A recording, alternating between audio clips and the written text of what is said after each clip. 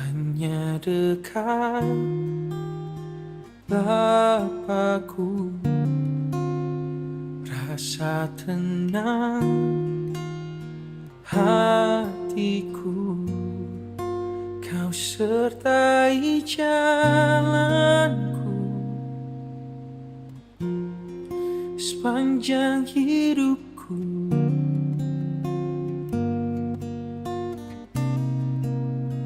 Hanya dekat padamu ada kekuatan baru. Kaulah perlindunganku,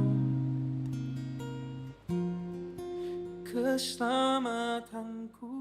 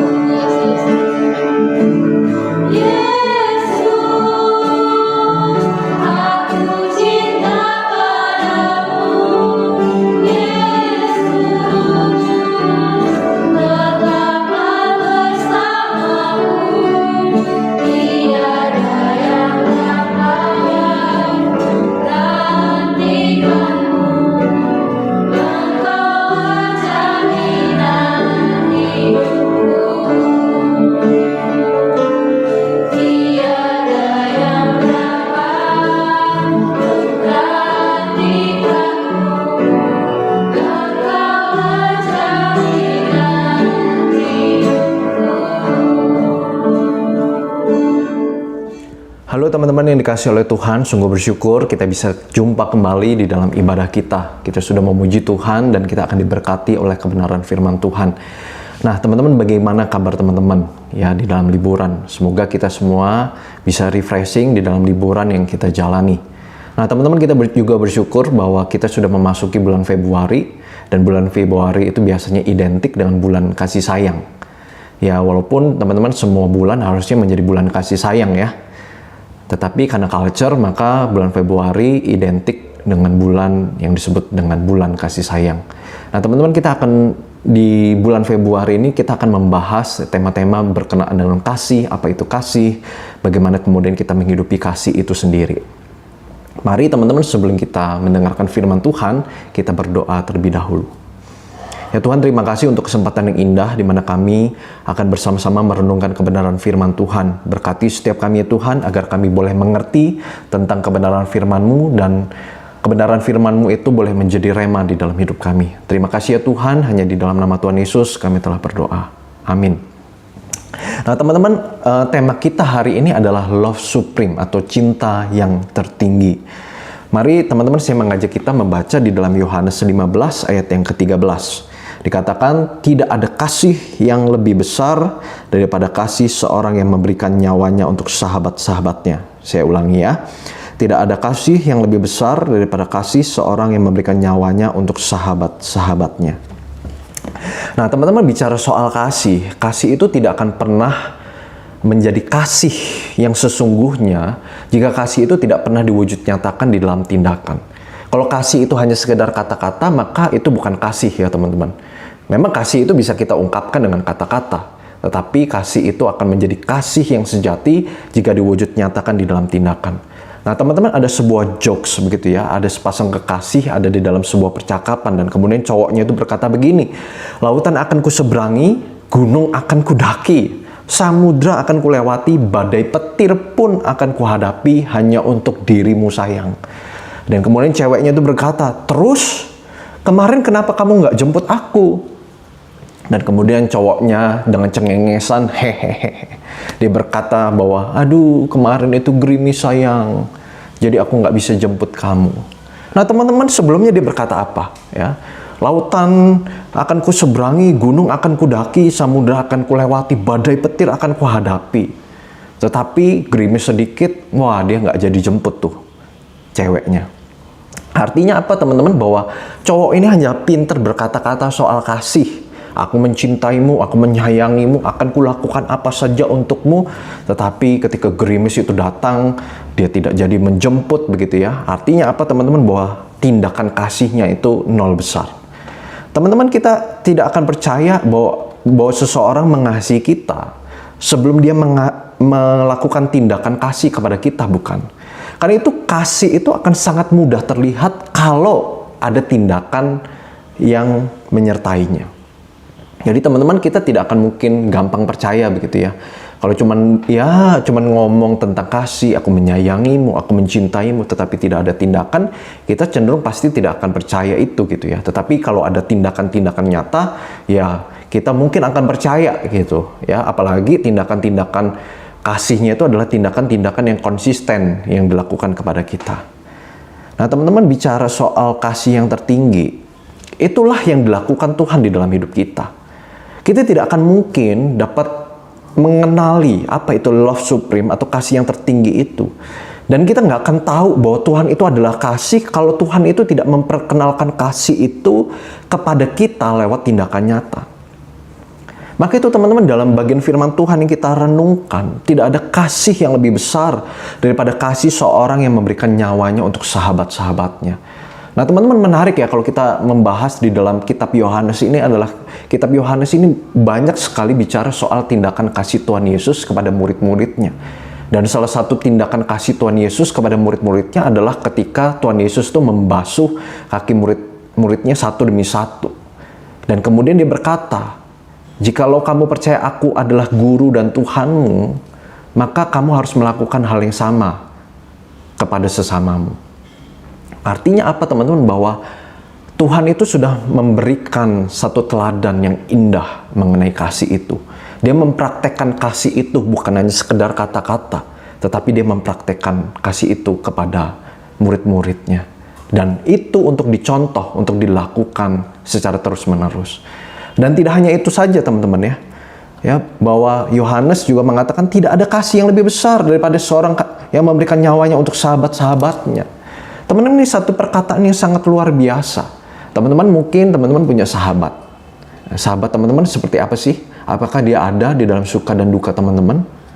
Apakah sahabat teman-teman adalah sahabat yang sempurna?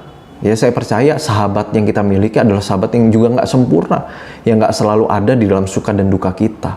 Mungkin ya sahabat-sahabat yang kita miliki ya kadangkala itu menjengkelkan kita, kadangkala justru tidak ada bersama-sama dengan kita. Tetapi teman-teman, kita bersyukur ya, kita punya sahabat yang sejati, sahabat yang sempurna, sahabat yang selalu ada di dalam suka dan duka kita. Bahkan sahabat sejati itu rela mengorbankan dirinya, dan dia adalah Tuhan Yesus Kristus. Nah teman-teman, kita perlu menyadari ya, kita ini siapa sih? Kita ini adalah manusia yang berdosa, manusia yang hina, manusia yang gak layak dapat kasih Tuhan.